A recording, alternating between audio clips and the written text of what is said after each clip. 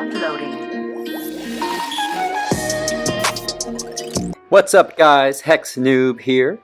Wanted to make a quick video kind of explaining that recent meme I made, because I got some people asking me like, hey, Hex Noob, what do you mean by all this? What kind of proof? What kind of proof do you have for any of this? And the answer is I have no proof.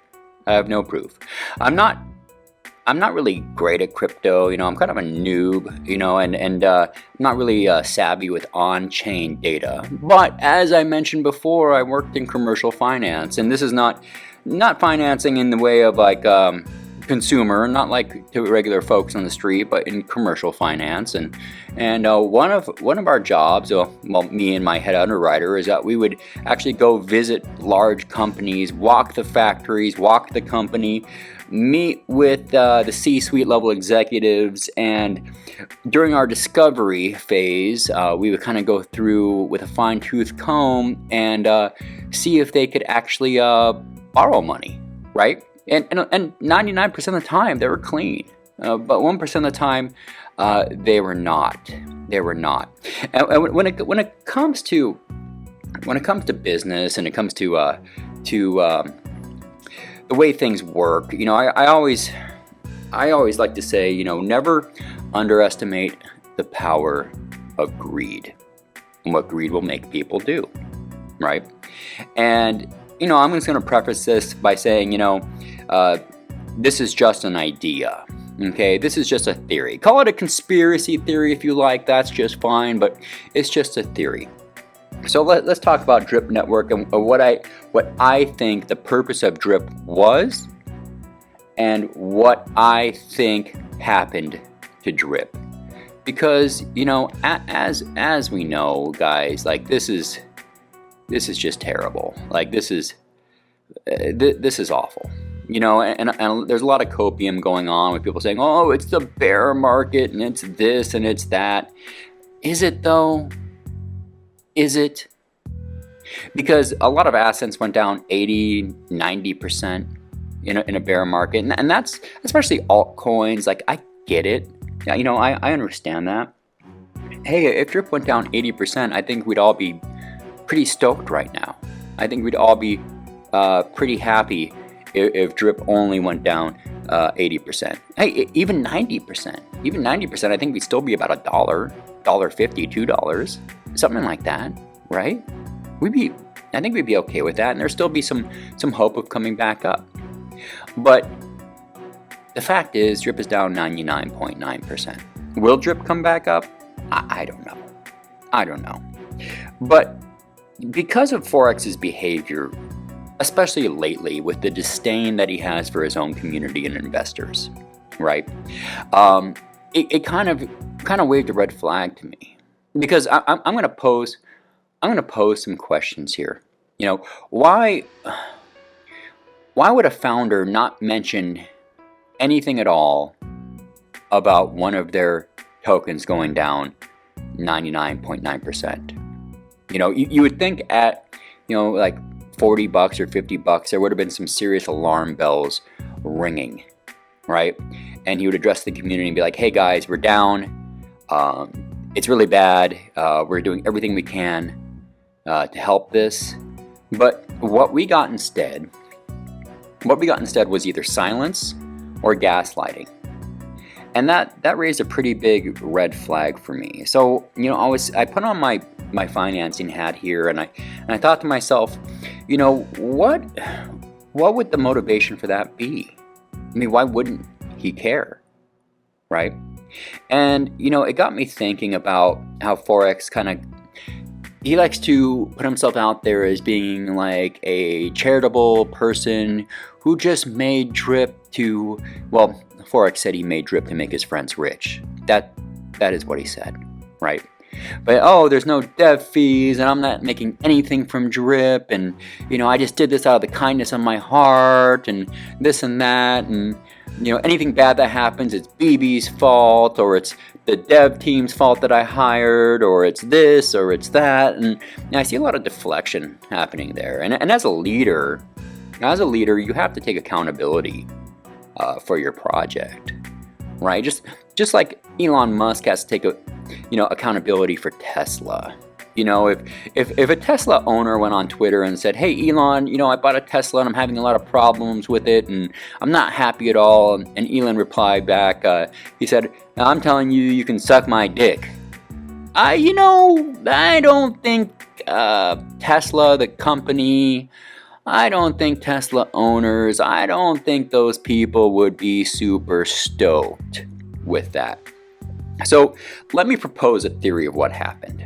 Okay, so you know we have this image here, and I don't think Drip is an MLM, but this is just an image to kind of, you know, convey the thought. All right, so as we know, Forex has the REAP DAO, which are his insiders, and I'm not saying everyone, and I'm not saying all. Okay, but what I believe, and this is, like I said, just a theory, is that, you know, Forex, he saw bankroll flow and he said, "Hey, this works pretty good. We're gonna just go ahead and make a shit fork." And I know the Drip community is that, oh, shit forks this and shit forks that, and Drip is a shit fork of bankroll flow. Only a couple lines of code were changed. Let's just keep it 100. So Forex here makes Drip, right? And not everyone in the DAO and not everyone that's an influencer, but some people were brought in, and Forex might have said something like, "Oh, hey guys, I'm going to go ahead and I'm going to fork bankroll, and the reason I'm going to fork bankroll is so you all can get very rich." Okay, that's my Forex impression. So Forex bankroll, a couple insiders, maybe people in the DAO, maybe some top level influencers are brought up to speed on how to game the system before the game even starts, right? They ape in early on the pre-sale. Maybe they airdrop tokens. I don't know. Like I said, this is just a theory. But they are put in a very, very good position. And, you know, and we are of course way back at the beginning here, right? We are way back at the beginning of Drip, where Drip launches. Boom, you know? And something happens along the lines of, "Hey guys, so what we're gonna do is we're gonna start aping this, and you're gonna start building teams," right? And the influencers in the DAO, they start building teams. So we're gonna go back here, and they're out there, they're doing AMAs, they're getting their social status boosted by Forex, so they gain trust of the community. And these would be the influencers down here, guys. So these are the influencers. These are maybe the top level influencers, like the platinum influencers and other guys in the DAO, you know. And these would be like your, you know, B tier influencers, guys with a couple thousand followers, you know, and they're not in on it, you know, they're not part of the deal, right? But they're getting, you know, they're maybe getting some insider alpha, they're maybe getting some AMAs, but they're not running the Telegram groups, they're not in charge of everything, right? And then down here you have all your retail investors here, like that. This would be us, and then these would be the people that we onboarded down here, right? With their, you know, small teams and whatever, like our friends and family, who, you know, we wanted the best for. I mean, and we wanted the best for ourselves, right? We wanted to make something out of Drip, you know, because we saw some of the big influencers cashing out $100,000 a day, and, you know, they were doing really well, right?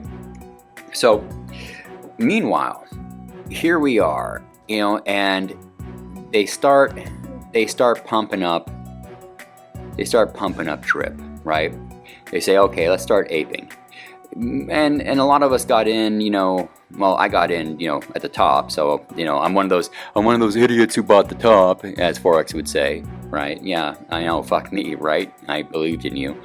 But they start pumping it. The retail investors start to take notice, everybody starts aping in, and the price starts mooning, you know, and there's a lot of hype created, you know, it's the tail end of a bull market, everything's going really good, right? And things just keep on going up. But somewhere along the lines, our buddy up here, he tells everybody, okay guys, it's time to start dumping. And everybody in the know starts to dump. Okay? They all start to dump. And they're all told, hey, you guys dump, but tell all your people, this is the last chance to get drip at this price. This is the last chance to get drip at this price. And meanwhile, Forex is doing like an AMA every week. He's continuing the hype. He's talking about forward moving events. He's talking about things that are on the horizon. All the stuff is coming out very, very soon. And I know that I kind of got, called out on posting what was called a fake roadmap from 2022. But I'm just saying, it's don't let yourself be gaslighted, dude. Don't let yourself be lied to. Think critically of what's going on. Okay. All right. So, in 2022, as the price is going down, we have the fiat on-ramp coming, which actually came out. The anti-hack insurance protocol, never heard of it again. Lending never happened. Drip faucet layer 2 DDD, that actually came out in July or August or whatever. So anyway, we had all these events looking forward to when we were in mid last year, when we were still at a reasonable, meaningful price. We were at, $36, $46. A year ago, drip was $7. Okay, hey, if drip was $7 right now, we'd all be really excited. And I wish it was, guys. I wish it was. But as we were promised all these forward-moving events and the goalposts kept on getting moved, the price kept on going down and down and down. Meanwhile, all of our friends here, were cashing out millions. They were cashing out millions in dollars, and like Forex said, he wanted to make his friends rich. And he made his friends rich, right? But think about it. Why would somebody, if I made a coin, if I made a protocol that was as successful as Drip was, would I not make any money off of it? Of course I want to make money off of it. Of course I want to make money. That's, people don't, human beings don't start companies and go into financial ventures because they feel like. Maybe if you get to a certain level of wealth, like mega giga wealth, that maybe you're going to do that, right? But my idea here is, and especially with, there's no dead fees, and this and that, and I do this out of the goodness of my heart, and I have this cult-like following, and everything is great, and everything is this, and everything is that. What if the people who were enriched, the insiders, maybe a half dozen or dozen or so people, because it can't be everybody. People can't keep their mouth shut. I don't know. Maybe if I was let in on an insider move and I was going to make millions of dollars, I could probably keep my mouth shut. What about you? Could you keep your mouth shut if you made a couple mil? I don't know. That would work for me. But what if everybody who was let on the inside, the deal was whatever gains they get, they give 10% to the big guy. They give 10% back to the big guy, right? Just a thought here. Okay, so basically, while we were told to keep buying and keep hydrating, and all these forward moving events are happening, and no sell challenges, and keep on buying, they were selling for millions and millions of dollars in personal gain, and we were just merely the exit liquidity for this very simple scam. All right. And I hate to say that, I hate to think about that, but I've seen similar things happen in real life companies. I've seen similar things happen where companies would come to us and say, hey, we need $40 or $50 million to build ABC factory or product or whatever. And we start looking through their books and, geez, guys, you guys are stealing from the company. And now it wasn't our job to report them to any kind of agency. And I would never report any. I'm not the guy who picks up the phone. You know what I mean? But you can't underestimate the things people would do for money or clout or things like that, and I'm not a YouTuber. I'm not anybody who wants to be somebody on YouTube or in this space or whatever. That's not what I do this for. I do it for because I've seen this kind of stuff happen, and I worry about people, and I worry about the new Animal Farm, and a lot of my friends are really highly invested in the Animal Farm, and I worry for them. The reason why I worry for them is that we saw with what happened with Animal Farm versions 1 and 2. Didn't quite work out the way we thought it would. No matter how high IQ everything is, and everybody wants to think about how complicated all the game theory is and everything, I'm just gonna leave this out here. This whole migration thing that's happening with the pigs and the dogs and everything, and there's this and everybody's really confused, and I see people in chat with a bunch of different theories about why it's being migrated and this and that, and these really technical reasons why. I believe the reason why the farms are being migrated, quite simply, is so they can get new charts. So Forex can shill the Animal Farm to the next round of dummy investors out there, because if you tried to shill the Animal Farm charts now as they are, well, we know that the charts are wrecked. Right, I think. Let me take a look right quick. Yeah, it's tough. It's tough to go out and say, "Hey, everybody, we have this amazing project," and it's been out for 2 years. And pigs right now is down 81% all time. Dogs are down 95%.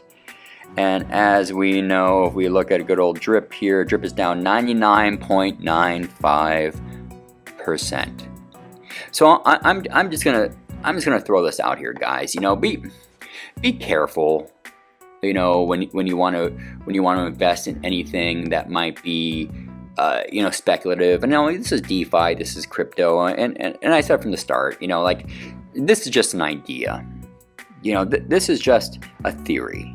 Okay, if you want, I can dive deeper into this. I know some people who are really good at on-chain analysis, but I don't really feel the need to dig in. I don't really want to. I'm busy. I'm busy in real life. I don't have time to make YouTube videos every day. I don't have time to do this kind of stuff. I didn't make millions of dollars that I'm sitting on so I can, pretend to be some kind of phony baloney influencer and do this and that. I just don't have the time. I just don't have the time. I'm busy. I'm busy in real life. All right.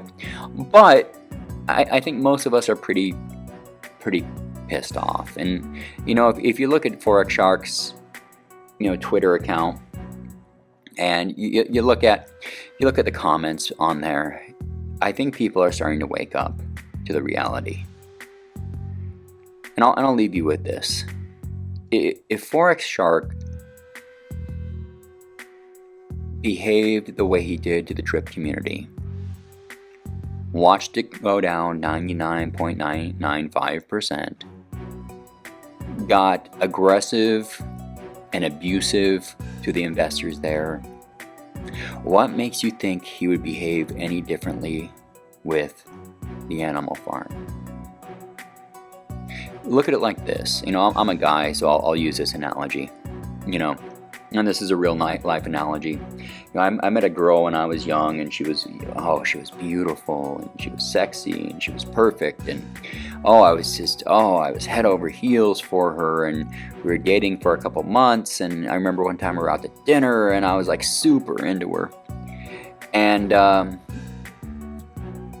she said to me, "Hey, I just gotta let you know that, I have a wandering eye when I'm in relationships, and I tend to act on it." And I'm really grateful she said that. And the reason why I was grateful is because it kind of set up an expectation for me, right? And I didn't pursue her after that. I'm not a dummy, right? But people's past behavior dictates their future behavior. Unless they make radical change. If people, are abusing substances and they get sober and they actually do the work to change as humans, it's possible. Just like if people go to therapy and they get better, it's possible. But when you see a track record, if you look at, pigs are wrecked, dogs are wrecked, B-Reap is wrecked, Reap is wrecked, Rev is wrecked. I mean, you kind of have to look at the history, and you have to kind of be able to look at things very analytically, like we did in finance. And you have to be able to say to yourself, how's this person's track record? How do they treat their customers? How do they communicate? How transparent are they? And do they really care? Do they really care about the community? And that goes for any dev. That goes for anybody, right? But it's just something to think about. So, that's a very simplistic version of a theory. Like I said, I have no idea if it's true or not, but it is what it is. It is what it is. If you're curious, leave a comment. Love it or hate it, leave a comment. You don't have to like or subscribe or anything.